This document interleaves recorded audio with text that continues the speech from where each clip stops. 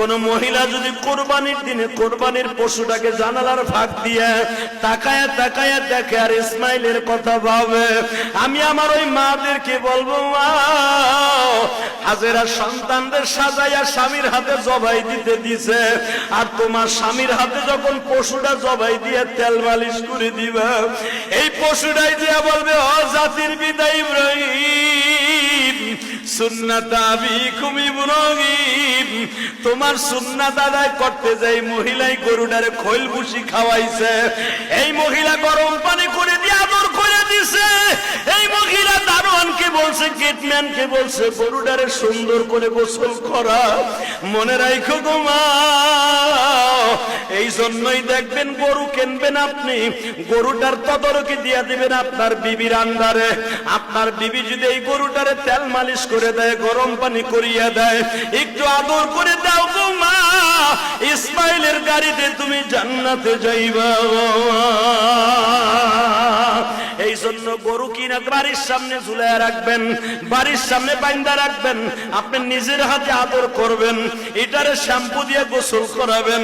এটার মাথায় চুলকায় দিবেন, আর চোখের বাড়ি সাইরে দিয়া বলবেন, হে পশুরে, তোরে আমি কিনছিলাম, তুই আমারে পাপের থেকে বাঁচাই দিয়ে গেলি।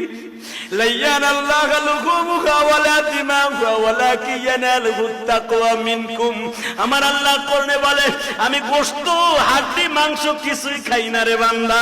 আমি তোর অন্তরের দিকে তাকাই, পশুর দিকে তাকায় যখন তোর চোখের পানি পড়ে, তোর পশুটা তো আইসা আমার কাছে বলবে, মালিক রে,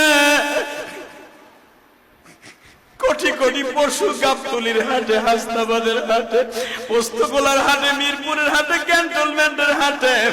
আল্লাহ এমপি সাহেবের বাড়ির সামনে, আল্লাহ কত আলোকদের মাঠে কত লাখ লাখ গরু আসছিল, সবাই কিন্তু বিক্রি হয় নাই। কেউ গাড়ি বলিয়া লইয়া গেছে ফেরত, আমারে তুমি তোমার এই বান্দার বাড়ি পাঠিয়ে দিছো, মালিক আমার কোনো দুঃখ নাই, আমার গলাটা পাতায় দিব চাকুর সামনে,